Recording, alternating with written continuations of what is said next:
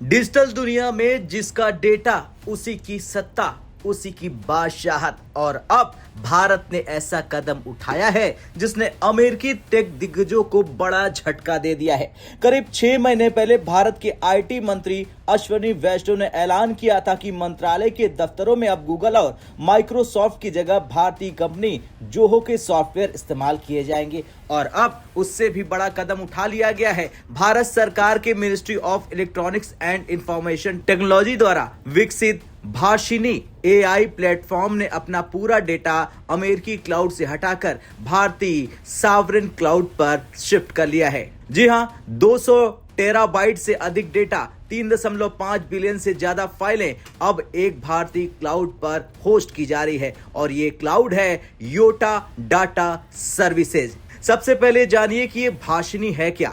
भाषिनी भारत के national language translation mission का हिस्सा है। ये एक एआई आधारित प्लेटफॉर्म है जो भारत की अलग अलग भाषाओं के बीच अनुवाद, स्पीच टू टेक्स्ट और टेक्स्ट टू स्पीच सेवाएं देता है। इसका मकसद है एमएसएमईज को डिजिटल एक्सेस देना, स्टार्टअप और इनोवेटर्स को सपोर्ट करना, भारत की भाषाई विविधता को टेक्नोलॉजी से जोड़ देना। लेकिन अभी तक इसका डेटा एक विदेशी क्लाउड पर स्टोर था।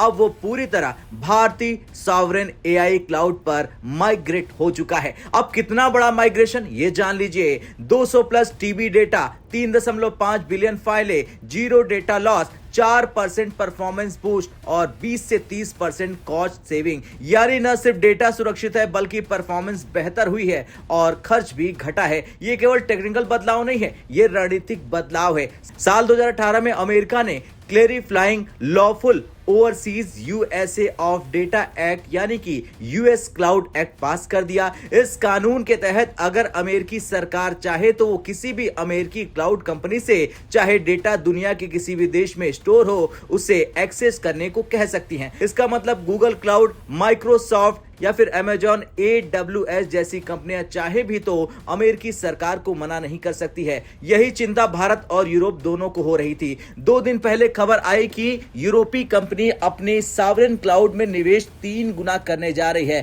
पहले जहां निवेश 6 से 7 बिलियन डॉलर के आसपास था, अब 2027 तक इसे बढ़ाकर लगभग 23 बिलियन डॉलर कर दिया जाएगा। यूरोपियन यूनियन और यूके दोनों इस दिशा में आगे बढ़ चुके हैं। यूरोप पहले ही अपना प्रोजेक्ट शुरू कर चुका है जिसका उद्देश्य है यूरोप के लिए एक सुरक्षित, इंटर ऑपरेटेबल और सॉवरेन क्लाउड इकोसिस्टम बनाना। फ्रांस ने भी हाल ही में सरकारी स्तर पर माइक्रोसॉफ्ट टीम्स और जूम जैसे प्लेटफॉर्म को सीमित करने का ऐलान कर दिया। कारण था डेटा सिक्योरिटी और डिजिटल संप्रभुता। अब सवाल है कि इसका असर किस पर पड़ेगा। इसका असर पड़ेगा गूगल पर, माइक्रोसॉफ्ट पर और अमेजॉन पर। इन कंपनियों को सबसे स्थिर आय सरकारी कॉन्ट्रैक्ट से आती है। अगर सरकारें ही क्लाउड कॉन्ट्रैक्ट खत्म करने लगे तो ये सिर्फ राजस्व का नुकसान नहीं बल्कि भरोसे का नुकसान है। यूएस क्लाउड एक्ट अब खुद अमेरिकी टेक कंपनियों के लिए बाधा बन सकती है क्योंकि दुनिया के देश अब कह रहे हैं हमारा डेटा हमारे नियम। भारत का यह कदम केवल टेक्निकल अपग्रेड नहीं है, यह डिजिटल आत्मनिर्भर की दिशा में बड़ा कदम है। विदेशी निर्भरता कम, डेटा पर राष्ट्रीय नियंत्रण